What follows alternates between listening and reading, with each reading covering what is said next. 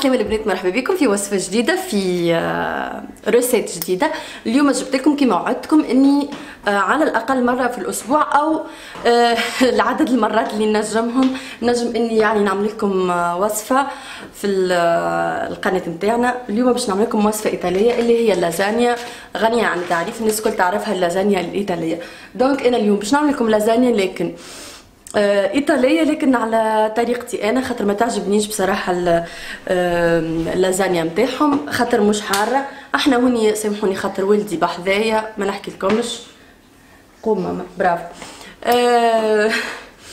لازانيا على كيف انسه وبطريقتي انا الخاصه، دونك ما ندولش عليكم الحديث. لهنا في الوصفه نتاعي الاربعه اشخاص، انا وزوجي واطفالي، باش نستعمل 300 غرام لحم بقري مفروم، ثم باش نحتاج الى طماطم معجونه، اي طماطم عندكم، طماطم خضراء الاحسن، يعني انا نفضل الطماطم الخضراء في التطيب خاطر ابن، او طماطم ايضا مركزه تنجموا تستعملوا اللي عندكم. نحتاج الى سفناريا جزر، ولا حبه جزر صغيره مش كبيره كيما هكا مقشره. وباش نحتاج ايضا الى نصف بصله، انا مش باش نستعمل نصف بصله كبيره خاطر البصله نتاعي كبيره، دونك باش نستعمل الكونتيتي هذه اللي هي قطعه بصل كما تشوف فيها الحجم نتاعها هذا. نحتاج طبعا الى الملح، باش نحتاج ايضا الى بالنسبه باش نحتاج ايضا الى موتزاريلا، لهنا باش نستعمل اي موتزاريلا يعني متوفره عندكم. باش نستعمل ايضا البارميجانو، بارميجانو كان ما عندكمش تنجموا تستعملوا اي جبن رابي يعني مفروم. باش نحتاج الى سنه فقط ثوم، ثم بالطبيعه الى زيت الزيتون. وباش نحتاج ايضا الى الفارينه كما قلت لكم، النواد ميوسكاد اللي ما نعرفش حتى شنو اسمها بالعربي سامحوني. ثم باش نحتاج الى الحليب. البنات بين ظفرين قبل ما نبدا، انا بالنسبه للبيشاميل نعملها اكثر صحيه، ما نستعملش فيها الزبده، يعني خاطرني الزبده ما نستعملهاش تقريبا يعني بنسبه كبيره. فما في البيشاميل نتاعي باش نستعمل فقط زيت الزيتون. بالنسبه لكم انتم اذا كنت تحبوا البيشاميل تجيكم بنينه وفيها مطعم مزيان، استعملوا الزبده. نبداو توا على بركه الله. طريقه التحضير خليكم مع الوصفه. والبنات اهم حاجه لهنا قبل ما نبدا، اذا كنت تستعملوا موتزاريلا كيف اللي عندي انا فريشة، تبدا في الماء. قبل تحضير كل شيء البنات نفتح الموتزاريلا ونحطها في صفايه. بعد ما خذينا الموتزاريلا نتاعنا كيما تشوفوا لهنا قطعتها القطع صغيره كيما تشوفوا، نحطها في المصفات الصفايه كيما تراو لهنا، وتحتها صحن ونرشوا عليها شويه ملح باش ما تقعدش شاربه، يعني ما تبقاش شاربه الماء نتاعها. نعملوا عليها رشه فقط من الملح ونخليوها ترتاح على جنب. وتوا نبداو في الوصفه نتاعنا.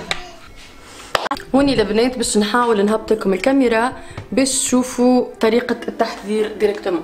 اول حاجه نبدا بها هي بون ماكمش تشوفوا في راسي فوالا، نقصوا البصله نتاعنا، نقصوها الى قطع صغيره جدا. حاولوا البنات انكم تقصوا البصل قطع صغيره، تقصوهمش كبار، لما حاله هو البصل تويكا باش يذوب خاطر باش نقليوه.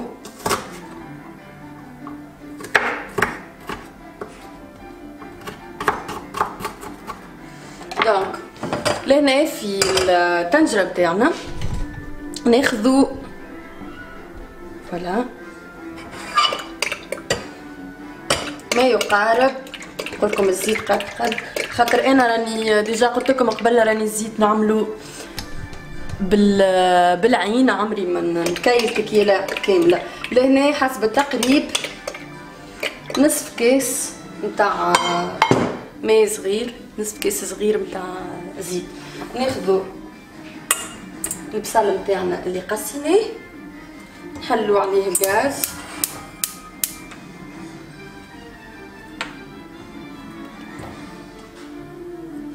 ونخليوه يتقلى شويه.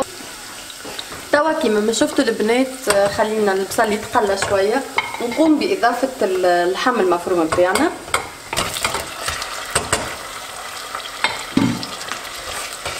وخليه يتقلى على نار متوسطه مع التحريك المتواصل. جوست ما خليوه يذوب. ما تشوفوا اللون نتاع اللحم بدا يتبدل تزيدوا الملح. هنا اللحم نتاعي كونجولي دونك فما مكتل شويه، حاول اني ما نخليش يكتل جمله.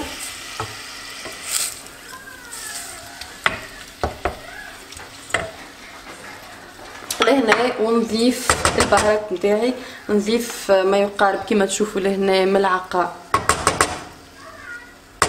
تقريبا ملعقه طعام ملح، ونزيد عليها نضيف عليها فلفل اكحل لهنا حسب الرغبه. انا بيسك اطفالي صغار دونك حطيت شويه ما حطيتش برشا.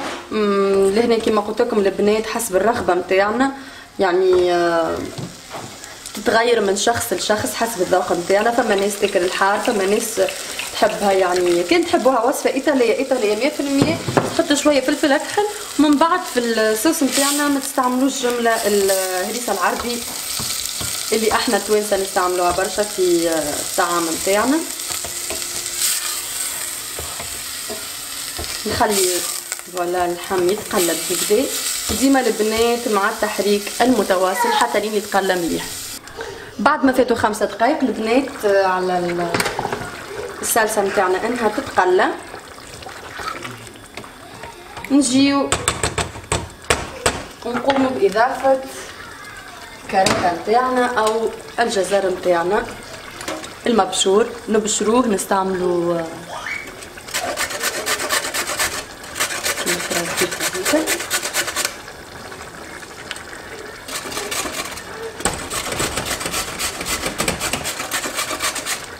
سامحوني.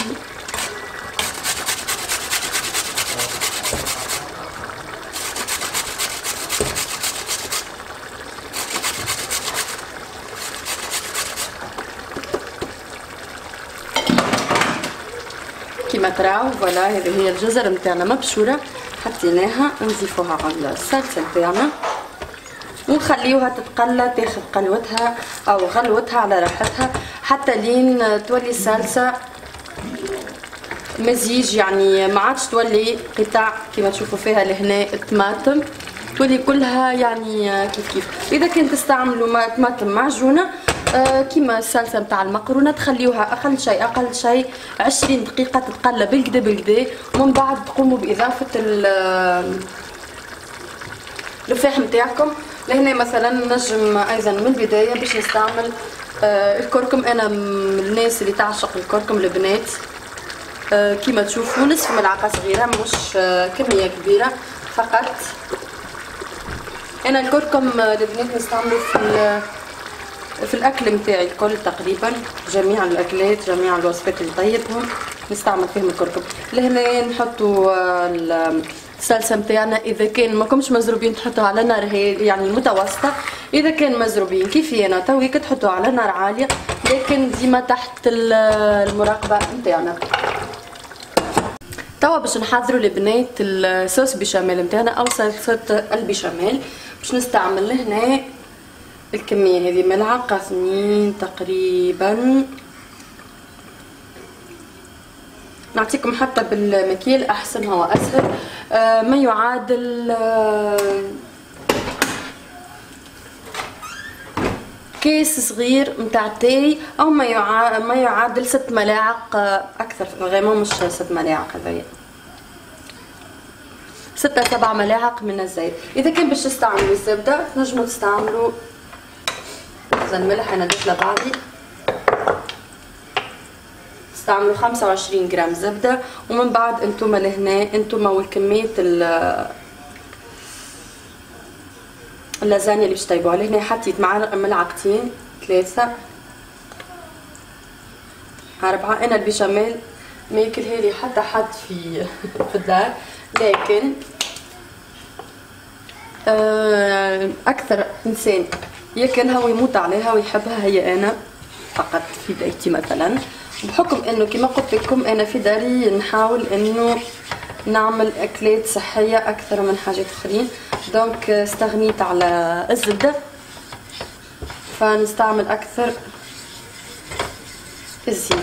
باهي لهنا كيما تشوفوا البنات تحركوا بكدا بكدا بكدا، تحاولوا مزج المكونات كيما تشوفوا هكا اللي هو الزيت او الزبده. الزبده اذا كان عندكم زبده البنات ذوبوها من الاول شويه هكا على نار هاديه، نضيفوا لها بعد نطفي الغاز ونضيف لها الفرينه كيما تشوفوا هكا، حتى لانكم تحصلوا على خليط بالشكل هذا. ماذا بكم ناكد ثم ناكد ثم ناكد على نار هاديه جدا جدا جدا باش ما تتحرق لكمش وباش تقعد لكم الوصفه يعني تطلع لكم ناجحه ومزيانه. نخليوها لهنا بكلامنا نحن يعني بلغتنا نحن في تونس نقولوا تتبسس، نبسسها شويه فوق النار، لكن باش نفسر لكم اكثر انه تخليوها تتقلى تاخو تتقلب ولا تاخو شويه يعني هكا سخانه، ما لقيتلهاش حتى تعبير، يتبدل يعني اللون نتاعها شويه، ما تخليوهاش تتحرق. ناكد حاولوا انه نحركوا بسرعه، والغاز ما تنسيوش انه لازم يكون غاز على نار هاديه كيما تشوفوا الغاز نتاعي، حتى كان اقل ما يسالش. ديما نحركوا ونحاولوا انه ديما بالطريقه هذه فوق الفرينه باش ما تعملش الكعابر.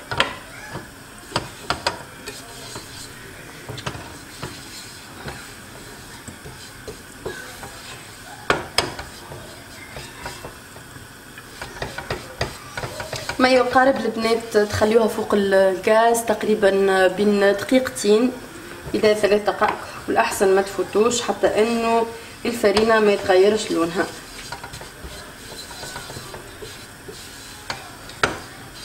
توا ناخذوا الحليب نتاعنا، تاخذوا حليب اي حليب عندكم وتصبوا مقدار نصف كاس من الحليب، مش هذا بركه البنات، وبسرعه ماذا بيكم تحركوا تكونوا جاهزين خاطرها في ساعه ما تتكعبر.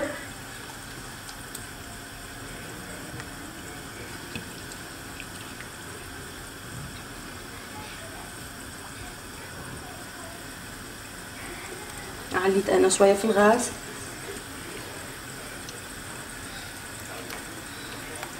ونحاولوا بالطريقه هذه انه نحيوا الكعابر تخلصوا منها جمله. بدي تتعجن اكثر نحاول نضيف الحليب اكثر، لان ما يقارب الكل في الكل كاس كامل كبير من الحليب.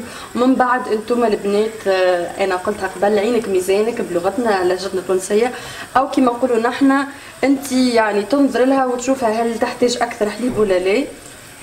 تحركوا بشوي بشوي. الوغ لهنا عندي باش نحكي لكم نعطيكم سر نجاح عفوا الوصفه نتاعي، انه طفي على الغاز كما تشوفوا فيه، وناخذ الفوي او الركاذه بالطريقه هذه نحركها وحدي وفي وحدي بشوي بشوي بشوي كما تراو فيها، حتى انه نقضي على الكعابر تماما كما تراو فيها تويكه ولات كامله. ونبدا نضيف لها الحليب من غير نار. علاش قلت لكم الحليب راه ما عندوش كونتيتي او كميه معينه، لهنا بشوي بشوي بشوي حتى انه تتداخل يمتزج الخليط نتاعنا. كيما تراو توا بعد ما حضرت الخليط نتاعي حضرت البيشاميل نتاعي، نقعد نحرك البنات. هذا هو يعني انا ما نعملهاش عاقده برشا، نعملها جاريه لاني من بعد باش نخلطها مع الصلصه نتاعنا، دونك نخليها حكايه شويه وقت اقل من دقيقه حتى انها تاخذ شويه هكا غلوه، ومن بعد نطفي الغاز. نقعد ديما نحرك بالطريقه هذه. لو طون اللي تبداو تخدموا لهنا ما تنساوش تعملوا نظره تطلعوا على الصلصه نتاعنا باش ما تشدلناش وتتحرق.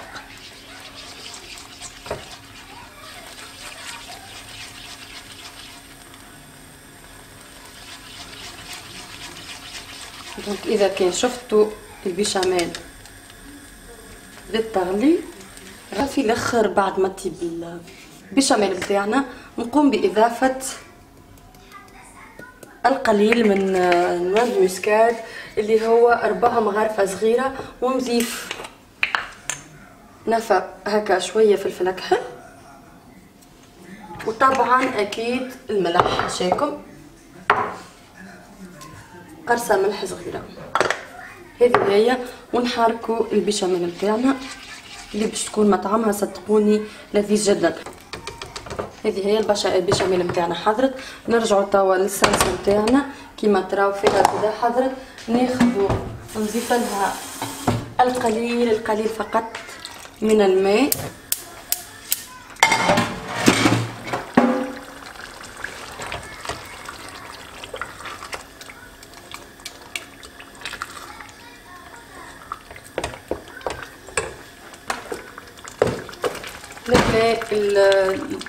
الإضافة اللي باش نعملها أنا كما قلت لكم هي باش نحط لها القليل من الهريسة العربي اللي هو فلفل أحمر حار.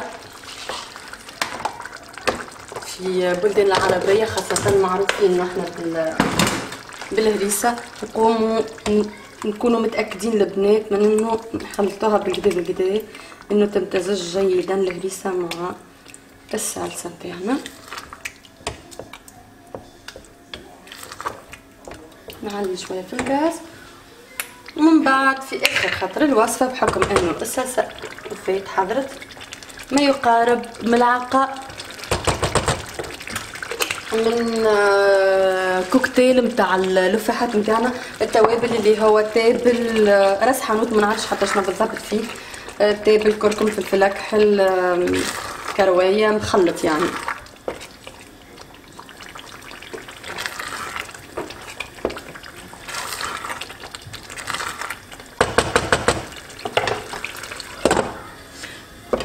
الصلصه نتاعنا حضرت لهنا. باش نوريكم انا باش نستعمل في اللازانيا نتاعي نبعدها باش تشوفوا فيها اكثر. لهنا هذه ماخذتها من ليبر، الناس اللي تعيش في ايطاليا باش تسالني شنو هو الباط اللي خذيتها. 250 غرام من سفوليا نتاع اللازانيا او الى اوراق اللازانيا الطازجه. توا نتعداو الى طريقه تحضير اللازانيا نتاعنا. نبداو البنات على بركه الله. اول حاجه ناخذوها لهنا، ناخذوا ملعقه من الصوص نتاعنا ونفرشها على سطح الطبق نتاعنا. نفرشها بالطريقه هذه.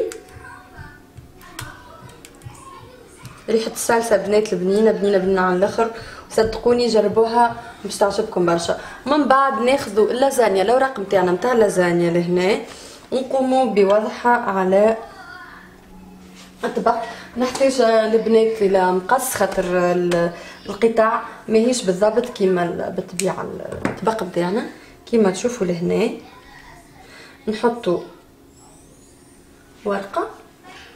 من بعد انا لهنا مثلا السطحه الثانيه باش نحط عليها فرشه من البيشاميل.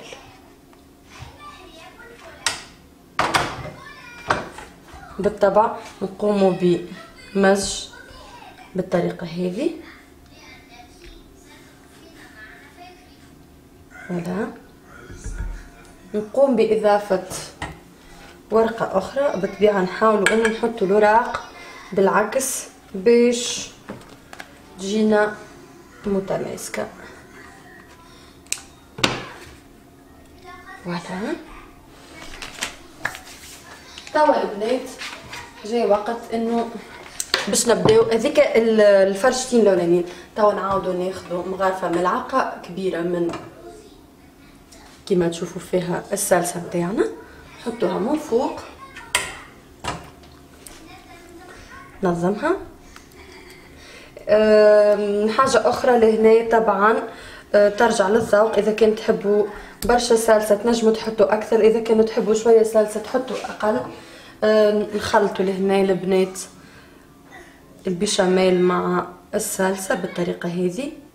انا زوجي ما يحبهاش برشا البيشاميل دونك ما نحطش كميه كبيره.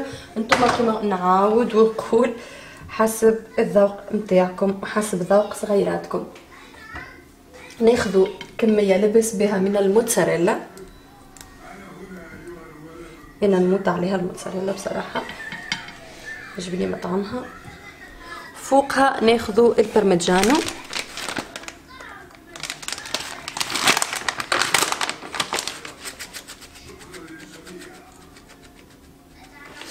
ومن بعد ناخذ كالعاده اوراق نتاع لازانيا نحطوها من فوق.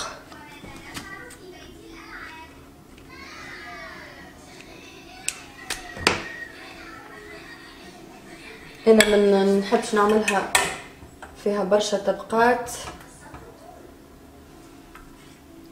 ديما نحاول نعمل اقل طبقات. من هذه الفرشه الاخرانيه باش نحطها من فوق،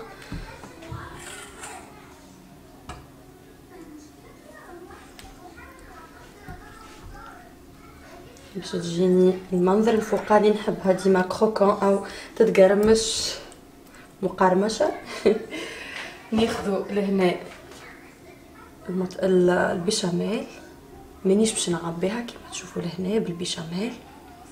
نحاول برشا يقولوا مش تعبي فيها، لكن ممكن تظهر البعض منكم برشا، البعض اخر تظهر لكم شويه. نخلطها هكا البيشاميل. نعاود نرجع ونقول اذا كنت تحبوها عاقده اكثر ما تزيدوش برشا حليب.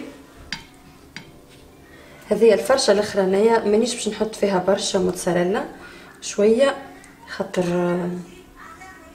باش ما يذوبش. نحاول نفتفت الموتزاريلا بالطريقه هذه، لكن في بلاصه اني باش نعبيها بالموتزاريلا باش نحط حاجه اخرى اللي هي البارميجانو. خليني نشوف تراه الوراق، والله عندي برشا اوراق دونك جو بريفير بالطريقه هذه خير. خلي تجيني الصفحه الاخرانيه كروكونت. دونك هذا هو باش تجيكم تحبوا الوجه نتاع اللازانيا نتاعكم مقرمش. نبدل رايي في لحظه، لا غالب، مره نقرر هكا مره نقرر هكا. تحطوا الوجه الاخراني كيما شفتوا توا بيشاميل مغرفه فقط، ملعقه فقط من الصلصه باش تاخذ اللون الغوزي او الوردي كيما هكا. وما تحطوا حتى شي اخر، وبنينه برشا البنات الصلصه.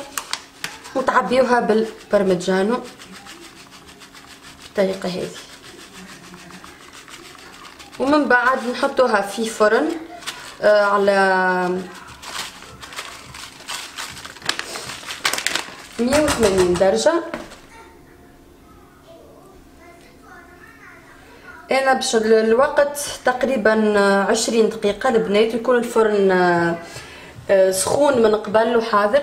هذه هي اللازانيا نتاعنا، نحطها تويكا في الفورتيب لمده 20 دقيقه. ومن بعد نعاود الكلمه عينكم ميزانكم انتم والفرن نتاعكم كيفاش تعرفوا.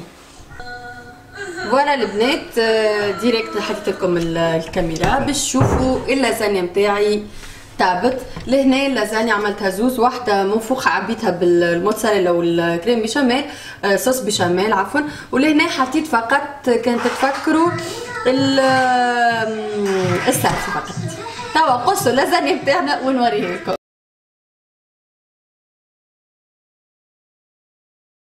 فوالا البنات هذه هي الوصفه نتاعنا. كيما تشوفوا لهنا عندي كوجينه مخرومه وداخله بعضها، خاطرني نسرب باش نجم نطيب العشاء، وصغاري محصورين ديجا في النصف الاخر من الدار. هذه هي وصفتي، ان شاء الله تكون عجبتكم. الباز نتاعها او الاساس نتاعها هي بالحق يعني تتعمل بالطريقه هذيك.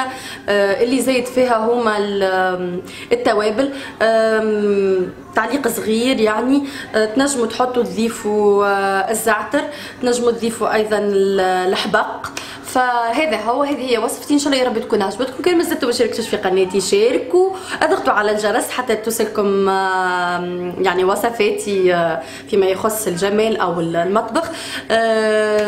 ما تنساوش تحطوا لي لايك. شكرا على تعليقاتكم المزيانه وعلى تشجيعاتكم. شكرا للناس الكل جديده اللي انضمت للقناه نتاعي، نحبكم برشا بالحق من قلبي. بالنسبه للناس في فيديو اخر اللي تكتب في تعليق خايبه نقول لهم ربي يهديكم. هذيك حياتي وانا حره فيها. شكرا لكم الناس الكل، نخليكم مع بوسه كبيره انسه، الى اللقاء ان شاء الله في فيديو قادم. لا